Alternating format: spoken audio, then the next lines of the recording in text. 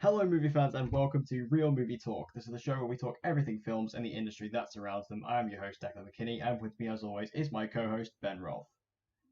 You're welcome to the podcast. Been quite some time. I think I'll owe just a little bit of an explanation to that. For one, I've just been really struggling to find the time to record, but also over the past few weeks, I've been extremely ill, which is why there has been a lack of content for me across all fields.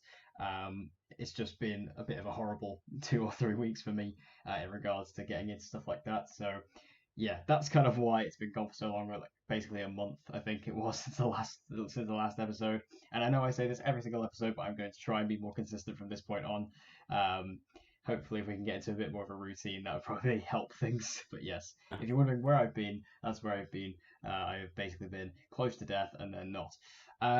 But anyway, we're back now for this week's episode, and in this episode, we're going to be going through all of last week's news, as well as we're going to be reviewing Brightburn, which is the new film produced by James Gunn. We're also going to be reviewing the Danny Boyle film Yesterday, and as well as the big new film from Pixar and Disney, that of course being Toy Story 4. But before we get into those reviews, let's jump into the news. And with that, we have the first piece of news here, which is that we are officially getting a sequel to the 2018 Halloween reboot. And it's going to start shooting this year with Jamie Lee Curtis set to return. Now, I actually never got to see Halloween. I actually was meant to pick it up on Blu-ray and then I never did. So I should probably go back and do that. So I'll sort of let you do your opinion on this one because I know you've seen it. Yeah, so I actually really liked the Halloween from 2018. I was very impressed, although I had some queries, and I'll talk about that in a sec. But as in regards to the sequel, so it's been said it was sort of a no-brainer. It was made on a $10 million budget, right? Yeah, And they got 255 million. That's nuts. that's the That's Blumhouse nuts. effect for you. Absolutely nuts. Exactly. So earlier this week, Collider reported that Blumhouse is gearing up to do another, outing in the Halloween franchise, and it's coming from the same people. David Gordon Green's supposed to return. Danny McBride's supposed to return in writing, but that's not really been confirmed yet. But Jamie Lee Curtis is definitely likely to return as Laurie. So it gives me a lot of hope. Obviously, in the past with past Halloween sequels, they haven't been very good.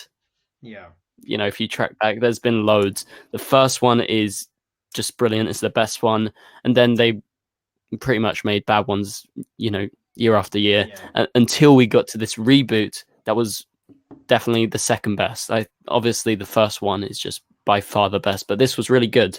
And my only real query was some of the writing, and I think that comes from Danny McBride, and some of the humor was a bit off at points.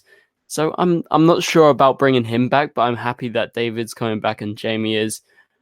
Um, but yeah, I was very, very positive on the film, although I did have some queries. But yeah, this was inevitable, and I really do want it. And I have a lot of faith in this not being terrible like some of those other sequels that Halloween has had. yeah. I think it would be definitely interesting to bring everyone back and to do it, especially because, like you say, it made a lot of money, especially for Blumhouse. That's their thing.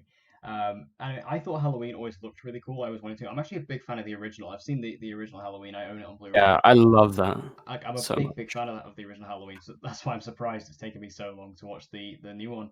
Mhm. Especially because they basically said screw all continuity with this one. Yeah. But I will definitely obviously get around to watching it before this new one comes out. And yeah, if they're bringing back Jamie Lee Curtis, if they're bringing back the same director, it seems like they have really strong faith in this team to pull off yet another great film.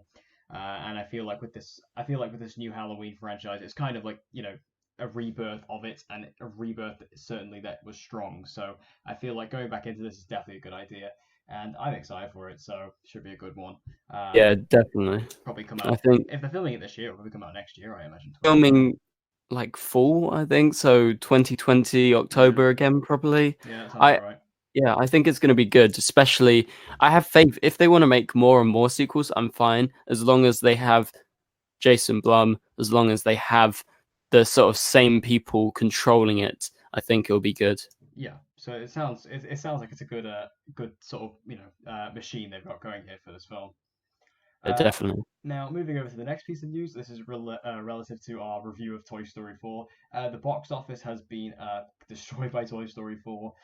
Here we've had the third biggest opening of the year for Toy Story 4. It made 118 million domestic within its first weekend and 238 million worldwide. So it's doing fairly well for itself within that first weekend. Um, I feel like with Toy Story 4, obviously, it's a Pixar movie. They always tend to do well, but especially coming out of Toy Story, which is obviously such a huge franchise. It's been 9 years since Toy Story 3. People have been waiting for this movie. People have been ready for this movie. And I feel like the box office has totally reflected that. And given when you look at like Child's Play, which was the other big new release from last week, that only made like 14 million domestic. Yeah, By comparison, it's completely destroyed all competition. Even though there are some other films like Aladdin has still held on pretty strong with 12 million yeah. domestic. It's doing pretty well. But Toy Story has obviously just completely taken over, which I think was kind of obvious given the fact there's been no competition on either side when it comes to the weeks, like the week before, week after. There's not really much competition, so I feel like Toy Story is definitely going to hold this lead for quite some time going into August and July. Yeah, definitely. And a lot of people I've seen online, a lot of people are like, "Oh, this is really disappointing because they projected it higher." This is the I know, highest yeah. Toy Story opening ever. This is, although it's only 8 million more, it's still more.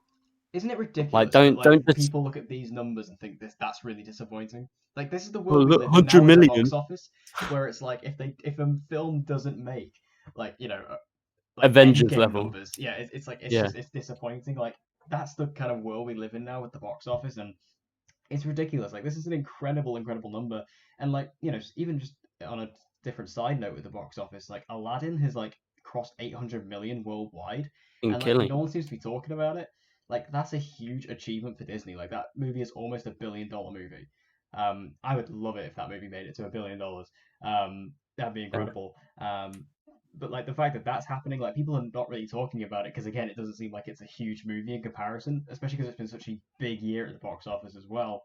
It's pretty crazy, but Toy Story yeah. 4 it's crushing the box office and it's going to continue to do so for the next probably month or two, which is expected. It's totally killing it with 118, and then you got like you said, Child's Play's at 14. I mean, that's pretty good. That's what I was sort of expecting. And Aladdin, fun fact, in the UK, won at the box office for 4 weeks in a row. That's nuts. Yeah, I'm Four happy weeks. for it. Avengers only stayed for 2 weeks, although it made a lot on the first week, but it stayed along for longer. So that's Yeah, kind of nuts, and it's doing really good. But then Men in Black, if you look at the American numbers, it's at 10 million. It dropped 64%. That's a lot. I'm See, there's sorry, no I interest don't know in what you're that. talking about. I've removed that movie from my brain. I neuralized it. Yeah, it's been neuralized. I do not want to even think about that movie ever again.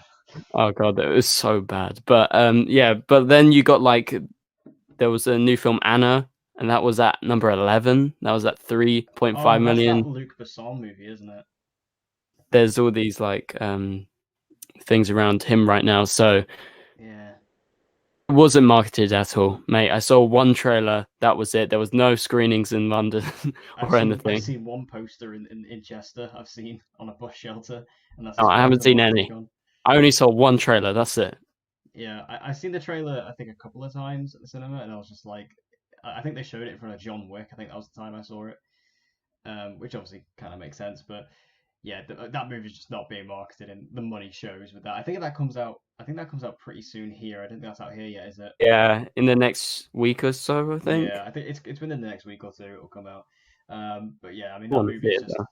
it didn't look that good to me anyway, and I apologize if you can hear it I coming still will through. see it. I'll Kind give it a go. Could be I'm quite fun. intrigued. Yeah. Yeah. Now moving on to the next piece of news. This was a news that kind of took me by surprise a little bit, but then when you kind of think about it, it's quite obvious as to why this is happening. Avengers Endgame is getting a re-release, kind of, across cinemas across the world. I believe it's happening here in the UK as well. Um, and basically, this extended version of the film is going to feature around 8 minutes of new footage, I believe, is what it was said. That is going to include, I believe, some behind the scenes stuff. There's going to be a tribute to Stan Lee and also a end credit surprise, as Kevin Feige put it. Uh, And although it's awesome that Endgame is going to be getting another breath of life at the cinema, it's going to be cool to go back there, see these extra things and stuff like that. I'm interested to see how many people are actually going to be willing to pay for this. Um, and if it's actually going to do the numbers they hope it's going to do, which is that it's going to obviously try and catch Avatar. Yeah, and I don't know how I feel about this. It's the obvious thing is it's just trying to catch Avatar. Some people are Yeah, saying, "Oh, it's for Spider-Man." I really don't think it's for no, it's Spider-Man. really not. No. So I feel like it's about Endgame because it's about 45 million, I think, away from Avatar. Yeah. I don't know how many people are going to go back and see it. I'm going to Yeah, see like it. it's eight I've seen it minutes. 3 times.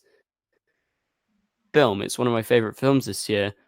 But there's so many other films I need to see right now, and it's just not high on my priority list. And I think that will be the same for a lot of people. I know tons of people who'll go see it again, but I don't know. I feel like they should have done this months after the release. And I think everyone will be like, oh my God, Endgame's back in the cinema. Let's go watch it.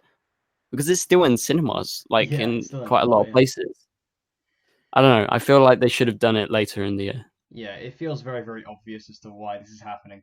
And the thing is, if it was like an extended cut of the film, like, say like the Batman versus Superman Ultimate Yeah. Edition or something like that, I'd understand. But the fact it's literally going to be like I think it's like one deleted scene that's in the He actual said a film. few things at the end. It's not an extended cut. Yeah, so like it's literally, and I think it's like literally 8 minutes of footage that's new. So like, are you really gonna go back to the cinema to pay, £10 for like an extra 8 minutes?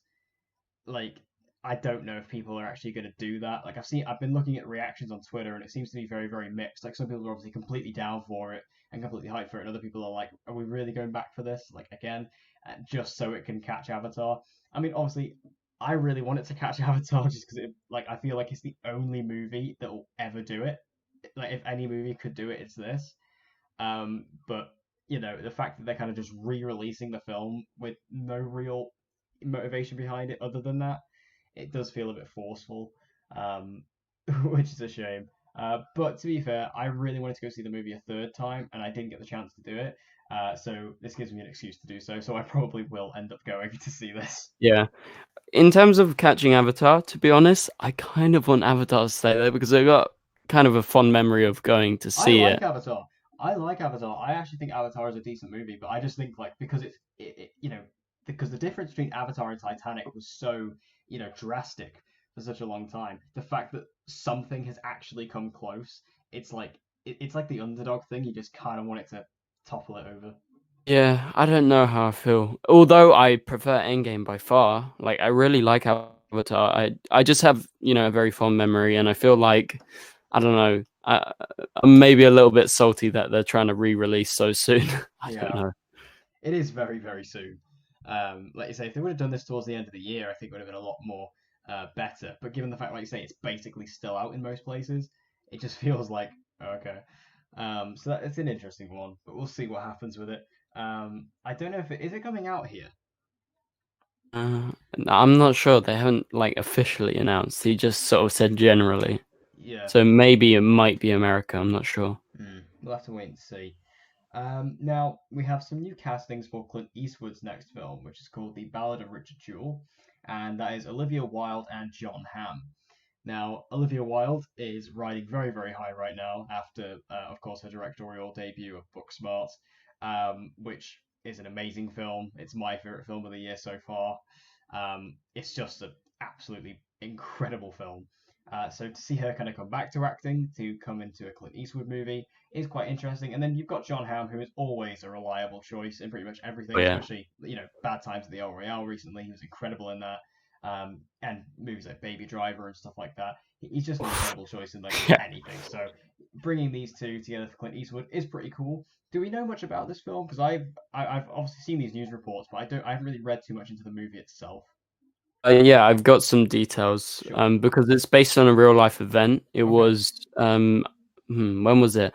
I think it was back in 1997. No, 1996 Summer Olympics in Atlanta. So Richard Jewell was a security guard working at the event, and he was initially held as a hero for finding a suspicious backpack, and then this bomb later actually detonated and killed 2 people. And so there was a scandal that went on, at the time. Basically, what happened was he was that was leaked that he was, potentially one of the guys that potentially blew it up. So it was like a whole scandal. Yeah. Was he a hero? Was he not? And he was cleared 3 months later. And so he's being played by Hauser. I forgot what's his name. He was in Paul Walter Hauser. That's it. He was in Black Klansman last year. He was Okay. the drunk. Do you remember him? He Oh, was yeah, yeah, yeah. the guy that was always drunk. Yeah. So he's playing him. And then Ah, we've got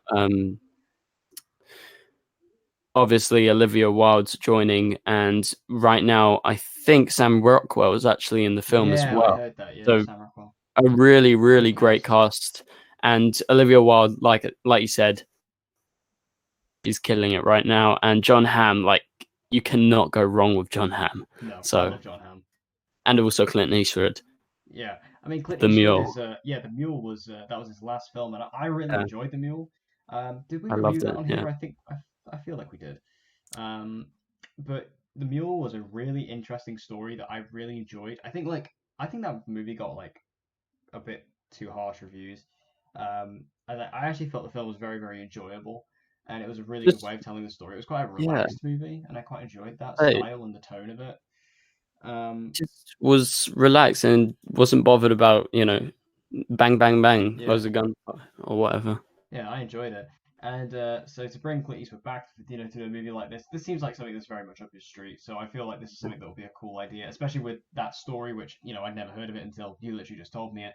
It sounds very interesting. I like stories like that, and mix that with this cast, this director, sounds like it's a good combination. So, is there any hints of when this movie will come out? Probably And well, they're 20. shooting in the fall, so that normally means, maybe 9 months later or so.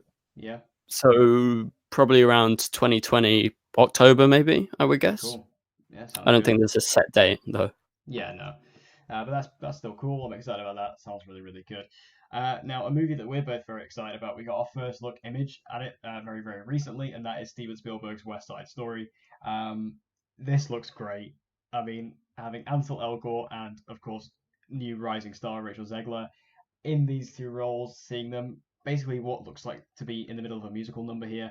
Um, this looks great. I'm so excited about this movie. Like Spielberg doing a musical, especially West Side Story, which is a musical I love, um, and especially with these two in the lead, this just looks awesome. And this really like to actually have our first actual tangible look at the film now gets me really excited. Yeah,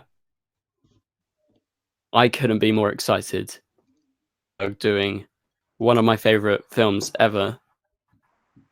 West Side Story is easily one of my favorites, and the fact that he's doing it, if it was anyone else, I'd be like, stay the fuck away, stay Yeah, away. But because I have full confidence in him, I'm really excited. And this cast, if you see this photo, it really it feels like West Side Story. Although obviously the people aren't the same, it has that feeling of West Side Story, even just in this photo. And Ansel Elgort, like, come on, that is the perfect Tony, in my opinion. He really, I don't know, when he first got cast, I was like, as Tony, I love that. And then Rachel Zegler, I'm looking forward to her. She looks really good. I love her And social media her attention as well. singing, yeah, she's great on social media. Her singing is phenomenal, phenomenal. And um, yeah, just the fact we got Steven Spielberg stepping in gives me a lot of confidence. And this is definitely one of my most anticipated films in 2020. Yeah, me too. It's just one of them films where like the fact I've actually got Spielberg to direct this is really, really cool. And yeah, like Ansel Elgort, who I love, like I say, he looks like a great choice for Tony. And Rachel Zegler, I don't know where they found her, but she's just come out of nowhere and is looking to be like a bit of a bombshell. So I'm excited to see what they're going to do with both of these choices. And just this film overall looks great. Now, this next story, I'm going to hand off to you because I literally know nothing about it. We are getting a Hunger Games prequel. I literally have nothing to say because I've never seen the Hunger Games movie, so off to you. Literally. Oh my god, you've never seen them? I Okay. own them all on Blu-ray, but I've never watched them. Well, I used to get super excited every year to go see them, and I love them. And I can't wait. When I saw this news, I was buzzing off my seat. I was just jumping around, so excited because they announced that Suzanne Collins is working on a untitled Panem novel that is a prequel to the Hunger Games, the books, and at the same time, Lionsgate are developing and sort of they're in talks with Suzanne Collins and getting. I think they definitely have the rights already, and so they're going to be making it like very, very sort of. I feel like it's going to be parallel, and so this is the book's coming out May 2020. So I'm guessing if they're going to make a film along with it, because I'm guessing she pretty much wrote like a large chunk of it already, so they can sort of get the scene stuff ready for who's going to be cast or whatever. And this is supposed to be like, I think it's like the fifth year of the Hunger Games when it first started. It's like Panem in its early stages before we finally get to the Hunger Games where we see Katniss Everdeen in the future, and it's way further in the future.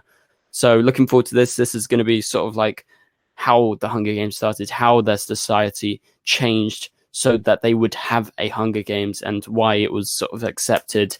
So very much so looking forward to this. Like I said, Suzanne Collins is releasing the book on May 2020.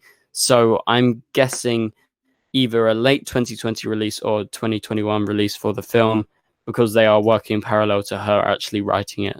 Yeah. So yeah. It sounds very, very interesting. I mean, I literally have no history with Hunger Games whatsoever. So I literally have nothing to say on this front, other than the fact that I think it's quite cool that they are working side by side with her to make this, just because it means that they are going to be able to, co-collaborate really well, and make sure that all of the things that Suzanne Collins wants in the film are in there, which I think will be good. It'll be interesting to see who gets cast in this as well, especially because I think the Hunger Games, the original, obviously launched quite a lot of careers. When you obviously look at Jennifer Lawrence, obviously, Sam Claflin, people like that. A lot of big names came out of that, so I feel like maybe this could be another new launching point for maybe some new stars, which could be really exciting too. Now we also have some news for Guillermo del Toro's next film, or one of his next films, which is called Nightmare Alley, and it seems like Leonardo DiCaprio is out, but Bradley Cooper is in. Now again, I don't really know much about this. Yeah, so Nightmare Alley is an adaptation. There was originally a film in, I think it was the 40s. I haven't watched the film, but it was adapted from a novel. But this is going to be not a remake of that film. It's going to be an adaptation of the original novel. And so DiCaprio was supposed to, star in it for, I don't know, they were talking about it for a couple of weeks at least. And then suddenly he dropped out. I don't know, I think because of scheduling issues, because DiCaprio's got his new Martin Scorsese film, Yes. Killers of the Flower Moon, I think it's called. Yes. That he's working on that right now. Obviously shoot that roughly, maybe 6 months later or something. But he's heavily involved in all of Scorsese's projects, so I can see why he's really busy.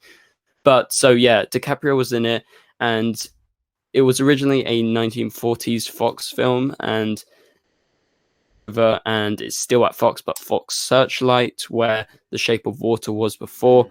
And so basically the synopsis for Nightmare Alley is actually, so this guy, young con man, who teams up with a psychiatrist who is even more corrupt than he. And at first he enjoys success fleecing people, and so the tables turn all over on him, and he is outed as a manipulator. And so the filming is supposed to be starting to go ahead in the fall, so in autumn. And so Guillermo is filling up the cast, obviously bit by bit, and it seems like Bradley Cooper most likely is going to be in for this new film instead of DiCaprio. And personally, myself, that DiCaprio's not in it, because Guillermo is one of my favorite directors of all time. He made Pan's Labyrinth, Shape of Water, Devil's Backbone, you name it. And DiCaprio is easily one of my favorite actors of all time. That guy can freaking act. Like, watch The Wolf of Wall Street just for an instance. And so I was super excited about that. I love Bradley Cooper, but DiCaprio is one of my favorites, and yeah, I'm a little bit gutted, but at the same time, this will obviously be really good. The Shape of Water was incredible. Guillermo's last film. Sat the same studio. Signs are looking brilliant for this film. Yeah, it's sad that DiCaprio won't be in it because it seems like a really strange combination to put DiCaprio and Del Toro in the same film. But like it'd be like something that everyone would want to see. So it is a shame that he's gone. But I mean, Bradley Cooper is very, very dependable, and I think he's proved himself, especially in the last couple of years after things like A Star Is Born, and even in The Mule as well. I think he's proved himself to be a very strong, capable actor as well. He's kind of managed to move himself away from like ties to The Hangover and things like that to really, you know, cement himself as a really strong, capable leading man. So for a film like this, I definitely think this will be interesting. And pairing with Del Toro, I'm surprised actually with that synopsis. I mean, the title maybe might throw me off a little bit, but I'm surprised the movie doesn't sound as weird as I thought it was going to be. Yeah, well, I think he's gonna sort of twist it in his own I way. imagine so, yeah. I think so. I sort of get the gist, with the title Nightmare Alley. You see Guillermo's past work and his producing work. Yeah. You see The Orphanage, you see Mama, his producing work, and then you go over and you see his own work like Pan's Labyrinth, The Devil's Backbone, Kronos. The Nightmare Alley is going to become a bit more nightmarish than, say, the 40s film. Yeah, I definitely think there'll be a Del Toro twist kind of in Yeah. there. And the final piece of news, and again, I'm being very I'm not taking part very much in the news this week. We got the first trailer officially for Doctor Sleep, which is the sequel, long-awaited sequel to The Shining. Now, I've never seen The Shining, and I haven't actually seen this trailer. So again, I'm gonna hand this back over to you for this one. I'm going to have to fire you right now. Is that all right? All right. You Yeah, can go now. I'll see myself out. See you guys. All right. So, Doctor Sleep, The Shining's easily one of my favorite films of all time, the best horror film of all time. And so, Doctor Sleep is the sequel. Well, it's based on the book, but from the trailer, it seems to confirm it's a sequel to The Shining, but also it has elements of the book. I feel like this one's going to be more book-like than like. And the trailer, so when I was going into this, I was obviously really excited, but at the same time, another Shining film. I don't need it. The original is one of the best films ever made. So I was like, I'm half-half. I'm like, I don't need it, but let's see what happens. And so it's Mike Flanagan. He's a really great horror director. Just those credentials alone sort of gave me, optimism. And then going into this trailer, watching it, I was like, holy fuck, I need to see this. This looks really, really good. I was very happy with the way he sort of did it. I'm glad that he wasn't going to get his own film. I was sort of worried that he was going to do a copy of The Shining. I thought, what happens if he copies Stanley Kubrick, copies his direction style? Because that would be a bad choice, just copying another filmmaker. Like, go for your own. So I'm very happy with this. It feels like a Mike Flanagan film. Doesn't feel like a Stanley Kubrick film, but it has that nostalgia factor.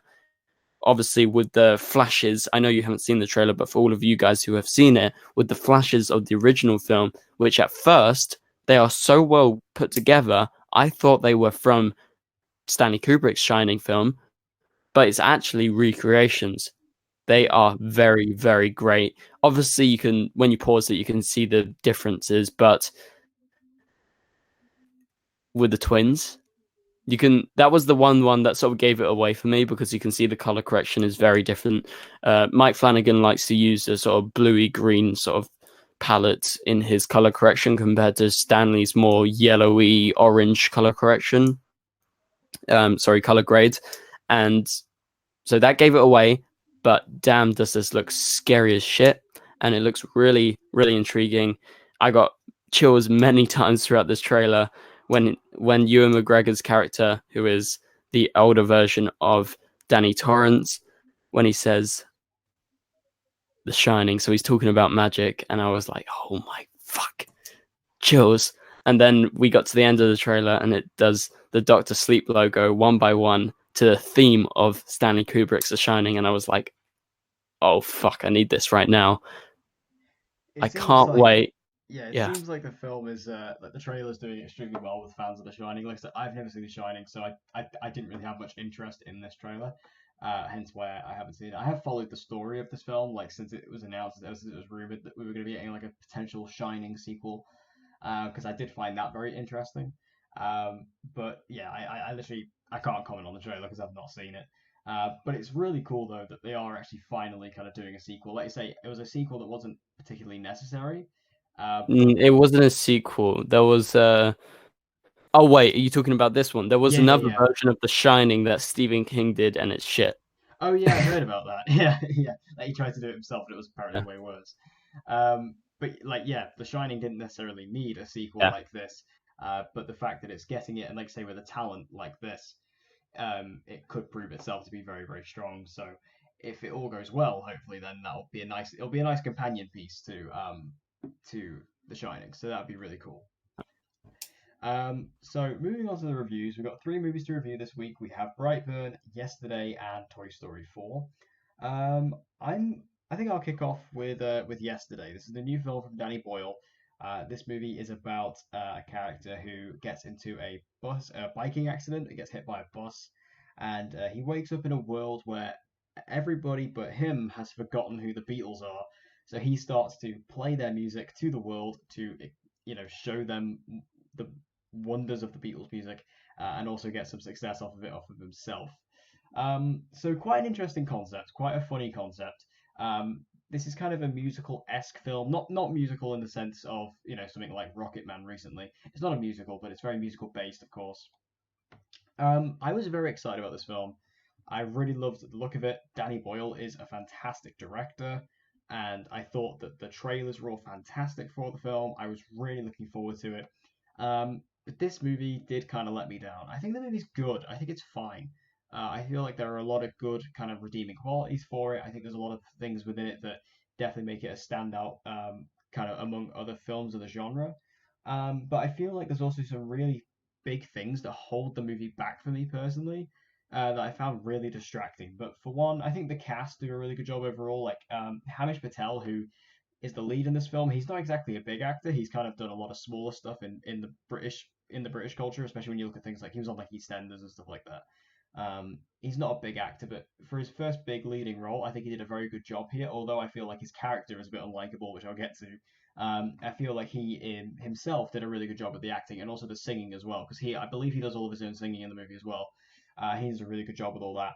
Also, this movie has Lily James, who I absolutely adore. And again, I didn't particularly like her character all that much either by the end of the film, but she was really good with what she was given. But honestly, the standout performance for me with this movie, which I did not expect at all, was Kate McKinnon. Now, Kate McKinnon, I really am not a fan of. I feel Kate McKinnon is just not funny. She does the same shtick in every single film. It's not funny, and it just gets worse and worse the more movies you see. But in this, she actually plays an entirely different character, and it's really effective because it's the first time in years where we've seen Kate McKinnon actually do something different, and it's funny. So for me, out of all the cast, she was definitely the best. But also within the film, there's so many like if you're a fan of like British comedians and like British comedy, you will see so many like famous British comedic actors in here. Like one of the main characters is played by the same guy who played Stylax on the ITV2 show Plebs. So if you've seen that show, if you like the character of Stylax, he's a big character in this, and I found him hysterical. Also, there's another character from Plebs in this, who's really in like one scene. Also, Sanjeev Bhaskar plays the main character's dad. Like there's a lot of like just random people who pop up. Like even like Ed Sheeran has a fairly big role in this movie, and even he's quite funny in it as well. So the whole cast overall do a really good job with this film. And like you say, with all these comedic talents, the comedy in the movie, it is really funny at times. There are some really cracking lines in there. There are some moments that really lend itself to some great comedy. It's not as consistent as I thought it would be, and I feel like the script is a bit up and down, but it's still there are some definite like laugh out loud moments I think a lot of people will enjoy, and I feel like this movie definitely has like a crowd pleasing element to it that I feel like especially a British audience will really be able to attain to. And of course the music is phenomenal. I'm not even like a big Beatles guy, but like this was a really cool look into the Beatles music as well, like showing people kind of discovering it for the first time was really really interesting. Even though, like I say, I mean, I've been exposed to Beatles music, I've listened to it. It's not like my favorite stuff, but it's still pretty cool. And again, this serves like as a good platform, kind of like how Bohemian Rhapsody kind of served as a good platform for Queen music. This is kind of the same thing for Beatles music, even though they're very very different films. And what about Danny Boyle in this? Can you feel his touch or not? Kind of. It doesn't. It doesn't quite feel along the lines of something like Slumdog Millionaire or even 28 Days Later. It's very very more. It's a lot more relaxed and a lot more subdued than those other films that he's done, which did shock me. This didn't feel as Danny Boyle heavy as I thought it would, which did shock me. Like, so I kept having to remind myself that he directed it, so I guess that's not the strongest sign for it. Mm. And I've seen a lot of people making jokes today because Danny Boyle's been talking about doing a third 28 Days, film, and people are saying clearly he wants people to forget about this movie, because I feel like there are some pretty strong negatives with it. For one, like, I think the lead character is really unlikable. He just comes across as very very unappreciative and very very um just very kind of repressed, and it feels like he doesn't want to be doing this journey. Not the actor, just the character. He feels like he's just kind of doing it because there's nothing else to do, and it just felt a bit forceful. And then Lily James, who I didn't know it was possible to make Lily James unlikable. Like, Lily James is one of the most likable actresses we have, and even her character was just really annoying by the end. And I was like, okay, I'm just not on board with this at all. Um, I didn't And really like the ending either. The ending kind of comes and goes and acts as a very very quick wrap up to the story without much kind of motivational build up. It just kind of happens and then it moves on. And I thought, again, this from a script standpoint, it felt a bit lazy for me. I felt like they could have been. I feel like they could have extended the runtime of the movie to maybe fill that in a bit more and maybe have a bit more of an arc there. But there isn't really much of an arc, so it kind of just happens and then moves on. But the biggest thing for me that really threw me off is there's a couple of things in this movie that, and again, obviously, no spoilers, but there are a couple of things that happen in the film that completely baffled me. Like, and I don't know if this is just me. I don't know if it just is completely going over my head because I haven't seen anybody else talk about it. So this might be just me. I'd love to know when if you go and watch this film and what you say about this stuff. But one example is obviously everyone has forgotten who the Beatles are, but people start forgetting loads of other things in the uh, movie. Like, mm, for example, like Coca-Cola. People don't know what that is. Like, that doesn't exist anymore. And I don't get why that is. And there's loads of stuff. Like, it happens to loads of different things. So there's that. And then also a particular character shows up around the beginning of the third act, um, which I don't understand how that particular person was in the film. And again, it's hard to talk about it without spoilers. And if you've seen the movie, you'll know what I mean. But I don't understand why that particular person, like how he was able to be in the film. It didn't make sense to me. And again, this might be just me. It might be just me, and it might be just going over my head. I don't know. But for me personally, with that experience, I found the movie just so baffling, and I was like, and it just completely threw me off and took me out of the movie because I was just like, what? What? So yeah, for me, yesterday was a bit disappointing. I thought the movie was going to be great. I thought it was just fine. Like I say, I think it's like a perfectly kind of balanced movie in regards to my positives and negatives. I feel like it's a perfectly fine movie. You can go watch it. You can enjoy it. If you're a fan of the Beatles, you will definitely enjoy a lot of aspects to it. If you're a fan of British comedy, you'll definitely enjoy some aspects of it. But I'm just interested to see if anybody else gets completely baffled by this movie like I did. I was completely gobsmacked by it, and not in a good way. mm. Yeah, I'm looking forward to it but also I'm a bit conflicted. Like Lily James is one of my favorite actors working right now, and Danny Boyle's. I love him. He's a great director. I don't know. Obviously, I haven't seen the film. I'm going to see it later this week, but I'm not so sure about Richard Curtis writing. I don't know. It just doesn't feel like he would Yeah. match with Danny Boyle. I don't know. No, and I think maybe that's where the problems lie in regards to Danny Boyle's tone and how it didn't quite feel like a Danny Boyle movie. I feel like that's where a lot of that stems from. And like I say, because the script and because of the kind of screenplay of the film is very, very weak at points, especially in the ending, I feel like Richard Curtis could be the problem behind this. which Yeah, because they I don't want to target it's someone weird. that Bigging bigging him up on the advertisements, I guess, for like people who like Love Actually and stuff. But it's a bit weird if you actually say that probably the weakest thing and they're advertising that. yeah, like I mean, I know Love Actually is like massively revered in this country, but it's not that good. So um, anyway, it's okay, it's fine, and I'm sure it is a very crowd pleasing movie. I'm sure, like in general, I think the public are going to really like this for the most part. It's just it didn't really work on all the levels I wanted it to for me, and I found it a bit disappointing. But anyway, over to you for your review for Brightburn. So I saw this a few weeks ago. Brightburn, I've been looking forward to it for a long time since we saw the trailer. So it's the idea of what if Superman was a psychopath? What if he turned dark? What if he was evil? So the sort of subversion of the traditional origin story that we've seen in Man of Steel, we've seen it in loads of different versions in the comics, in the films, and whatnot. So this is produced by James Gunn, obviously Guardians of the Galaxy, and directed by David Yarovesky, and they're really good friends. That's sort of how it went, sort of kicked off. And so Brightburn, really like Brightburn, and it takes a lot of time to build atmosphere and tension, and it utilizes horror tropes like jump scares and stuff like that, but it's not for lack of purpose. It's all got purpose, and it really is very terrifying, and it does create a real sense of fear and horror within inside you, and it's very unnerving, and it is literally jaw dropping if you'll know what I mean if you've watched it. And it's made on an extremely low budget, and the film handles its massive ideas in a really sharp way that really pay off. And it feels like it's, had all this money behind it. It feels like it's had massive Hollywood money behind it. But that is a testament to David Yarovesky's direction because he's really good, and they create with these dark images that are literally seared into your mind.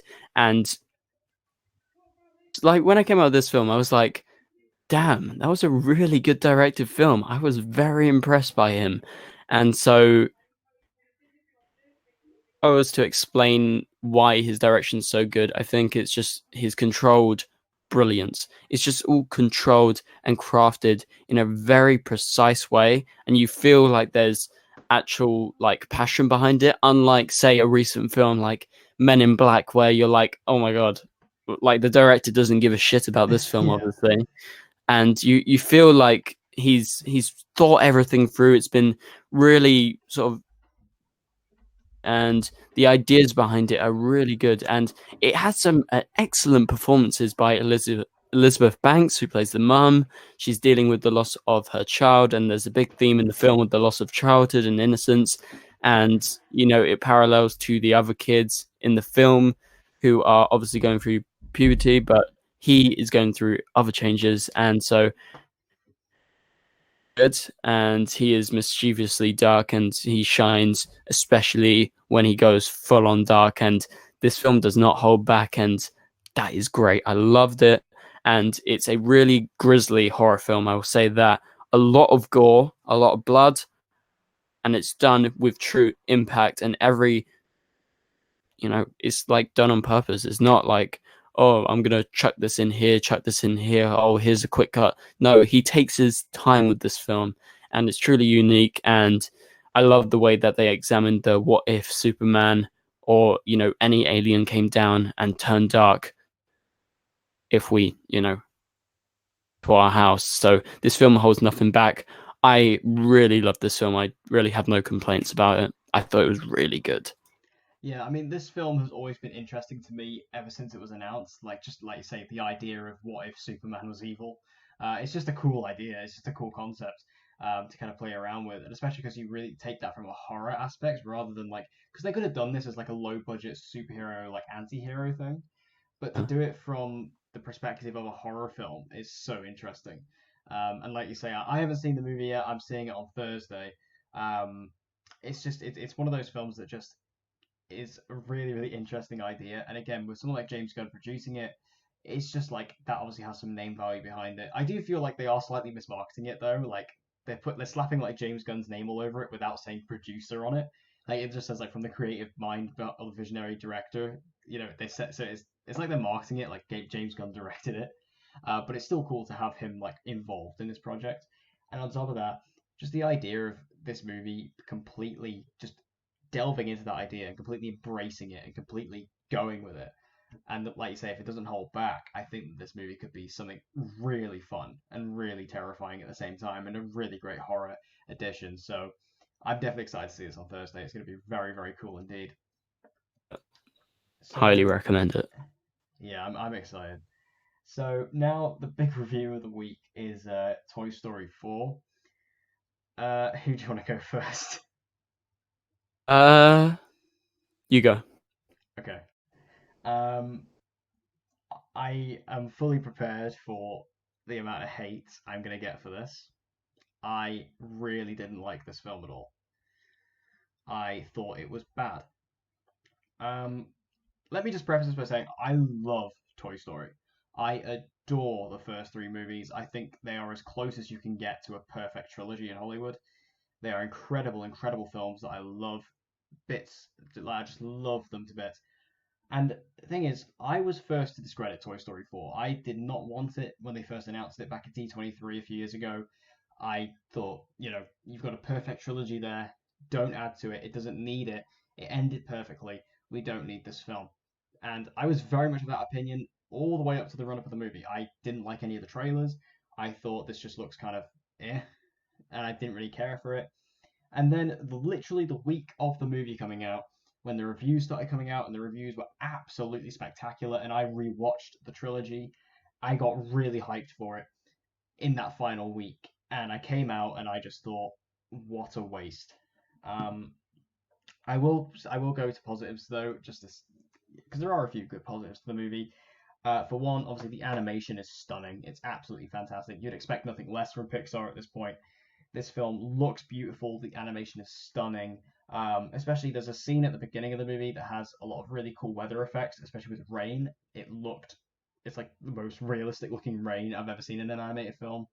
Like that looked really, really insane. And of just the overall, that style of animation and the polish that Pixar put on all their films, it shines straight through here with Toy Story 4. Obviously, the voice cast all do an incredible job. Whether you're talking about all the classics who keep coming back, like Tom Hanks, Tim Allen, but also like the new cast members as well. I really like Tony Hale as Forky. I really like how he was able to bring out like this kind of level of anxiety with with Forky. I thought that was really cool. Obviously, the god himself, Keanu Reeves, as Duke Kaboom was a great little bit of casting, and Key and Peele as well as Ducky and Bunny. I thought were really good. And the other like big positive for me in this movie, which I didn't expect, was Bo Peep. Bringing her back. Not only does the film kind of explain, why she wasn't in Toy Story 3, which I thought was good. It was just a really interesting idea to bring her back as an entirely new character in a way and introduce this new element into the Toy Story franchise about these lost toys, and how she's been on her own for all these years and she's living her best life in that way. I thought that was a really interesting idea. So, with that, I think those were kind of like my main positives. Also, I do like the ending, I will say. I really like the ending, although I feel like the ending is a little unearned and it does feel a bit rushed. I do like where the movie ends up, especially with Woody's arc. I like Woody's arc in this movie. Again, well, I feel like the arc does kind of come out of nowhere. The actual goal of it, I think, is good. It was just the journey to getting to that was a bit, yeah. But anyway, now my positives out of the way. So moving into the negatives, and I do have quite a few. For one, I feel like just like the villain in this film was dreadful. Gabby Gabby was really is an interesting idea at first to take this character and I'll try and keep it kind of light spoilers a little bit. But she, all she wants is to be played with. She's been locked away for years and years and years. All she's wanted is to be played with, and she's jealous of all these memories and things like that she's had with Woody for all this time that Woody's had, and she wants that. And obviously, the reason why she hasn't been played with is because her voice box is broken. And like, I was like, okay, that's cool, but she kidnaps Forky in a way to manipulate Woody, and then literally manipulates Woody into giving her the voice box. And by the end of the film, after all that, they turn her into what seemingly is a sympathetic villain. And it just doesn't work at all because she's not a sympathetic villain in the slightest. She literally kidnapped Forky and manipulated Woody. Um, and again, I said I wouldn't go too much into spoilers, but I'll kind of avoid that for now. But all I'm saying is that whole thing with Woody and the voice box could have been done in a so much better way that would have complemented Woody's arc that he went on in this film. It would have been so much better if they did it that way, and it makes Gabby Gabby seem really underdeveloped and underwritten as a villain. I did not like her at all. Also, every story beat in this movie, pretty much except the Lost Toys thing with Bo Peep, has been done before. This film is very unoriginal. I mean, Toy Story does repeat a lot of its beats a lot. It does it throughout the entire trilogy, but not so much to the point where it was boring. In this film, just everything was just it was a repeat after repeat after repeat of stories we've seen before, and I just didn't care for it. I wasn't invested. I thought it was unoriginal. I thought it was dull, and I just felt like why are we going back and doing the same thing again and again and again? Also, I feel like this film has a really repetitive story structure because the whole film focuses pretty much around this antique store, going into the store and then out of it, back in again, back out again, and it's that same thing. And because it's such a small location, it feels very claustrophobic. So we're not able to expand out, we're not able to explore that much. It's a very very small location. And while yes, Toy Story 3 obviously took place in the majority of the film inside of Sunnyside, the beginning of the movie was completely different and the end of the movie was completely different. And Sunnyside, in its own right, was a huge area, but this antique store was not. And it was just it, and because it all looked the same no matter where you were, it was all just shelves everywhere. It didn't feel particularly inventive. The new characters as well. All I was told about the new characters was that they were all fantastic. I completely disagree. Um, I don't feel like they were particularly memorable. I don't feel like they were particularly funny. Um, Duke Kaboom was a character I was really excited about because I love Keanu Reeves, and while I did find him ever so slightly amusing, that was only because it was Keanu Reeves' voice coming out of the character, not the actual character or its writing. Same with Ducky and Bunny. I don't think they were particularly funny. It was just because it was Key and Peele and their chemistry. That's what made it funny, not the actual characters themselves. Um, and with that, Forky was so annoying. And he is supposed to be annoying, but it wasn't annoying in the endearing kind of way. It was annoying in a way that was detrimental to the character because he just comes across as this kind of whiny character who's not. I mean, obviously he's supposed to be kind of confused, which is fair enough, but he never really changes throughout the entire film until like the very very like end credit scene. And there's that particular gag where he's trying to get into the trash can, and it wasn't funny to begin with, and they do it for like 5 minutes in a montage, and it was just a waste of 5 minutes. And I just thought, why are we? It's not funny. Um, and because the movie focuses so much on the new characters, the old ones don't get any spotlight, which is a shame because they are much better and funnier characters. Characters like Ham and Potato Head and Rex get no screen time in this movie, which I think is disgraceful given how great those characters are. And while the movie definitely should put a focus on new characters, but the fact that these characters were as weak as they were, it kind of feels like they made a completely wrong decision on that front. And then even with the classic characters, I hated what they did with Buzz in this movie. They turned Buzz into a complete incompetent idiot, and that is ridiculous to me. Like that is his whole arc in the first movie, was how he was basically just an idiot. And then in Toy Story 2 and 3, he's a really competent lead character. And then in this film, they come up with this idea, this gag of the inner voice, and again, it wasn't funny, and Buzz becomes so obsessed with it and so fascinated by it, and it just makes him seem so stupid. And I don't understand why they went down this particular character choice with him. And it just makes this whole film, like all these things coming together, just makes the film feel so unnecessary. It feels so tacked on. It feels like it was made just for a cash grab. And while all movies are pretty much made for cash grabs, this one in particular really irked me. And it just, for me, I know everyone else feels differently about this, but I feel like this has completely, well, not completely, but it is slightly tarnished what was a perfect trilogy. And normally, when I disagree with the majority of critics, I can understand why. But honestly, with this movie, I don't get the good reviews. I don't get it. Hey, oh shit, Round two. bad. Fight me. Yeah, I pretty much completely disagree. I love this film. I thought it was so good. I'm not sure where I'd rank it because honestly, I haven't watched Toy Story 1, 2, and 3 in a very long time. The hell out of number 1 and 2, and I love number 3. I know number 3 is my favorite. Yeah, I thought it was perfect. I thought it was like a perfect new addition to the already perfect trilogy, in my opinion. And I feel like this film is so funny. I laughed my ass off throughout, and I thought the trash thing was hilarious. We were all laughing in the cinema. I don't know, but yeah, I feel like yeah, like I said, it's hilarious. The hilarity factor is twofold, and you have the introduction of Forky, who is just so funny in my opinion, and then you have Ducky and Bunny, who cracked me the hell up, and thing when they're sort of going around. And I know this is a spoiler, but when they do the thing with the grandma, bursting out laughing. This is one of the funniest films I've seen this year.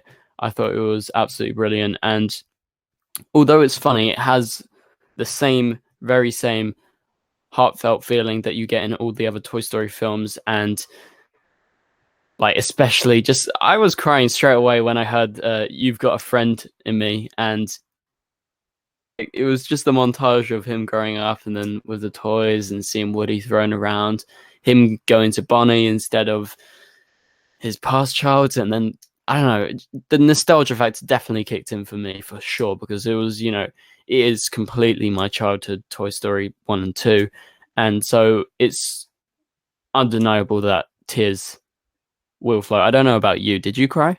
No. Oh my god, no way! And I this is cried the like guy, and this six is the guy, times. this is the guy who literally cries at like every Pixar movie. And Um, like the thing is with the Andy thing, I'll let you continue in a sec.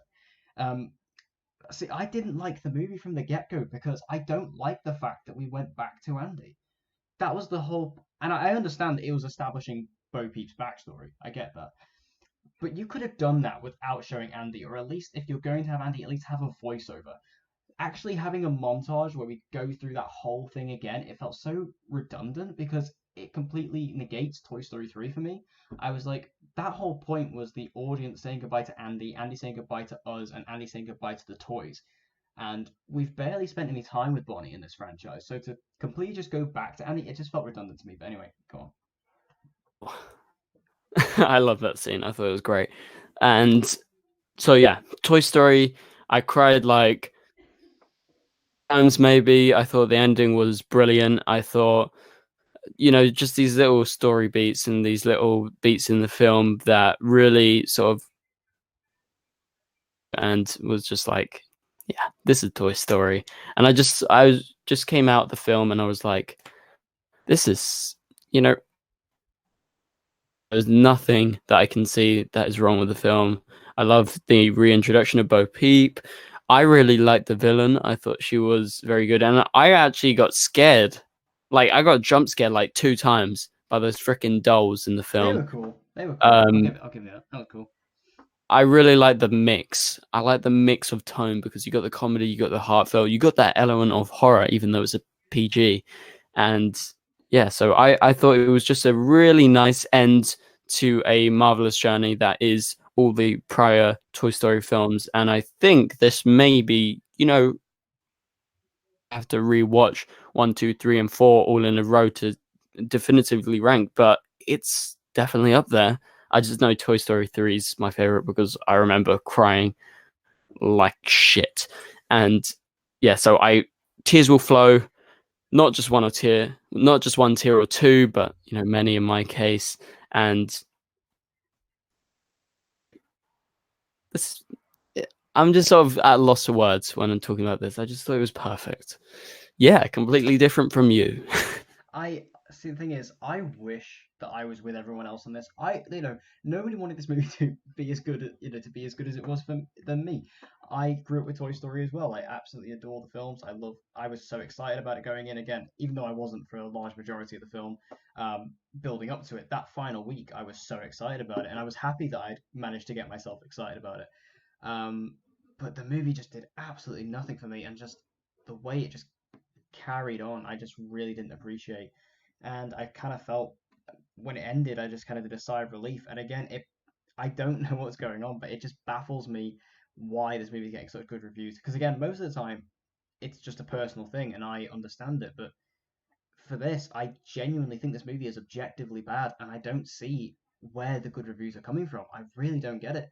And I think this film, I think everyone has Pixar nostalgia goggles. I'm sorry, but I think they do. I think Pixar can do no wrong in people's eyes, especially when it comes to a film like Toy Story. If this was an original film, I think the story might be a lot different.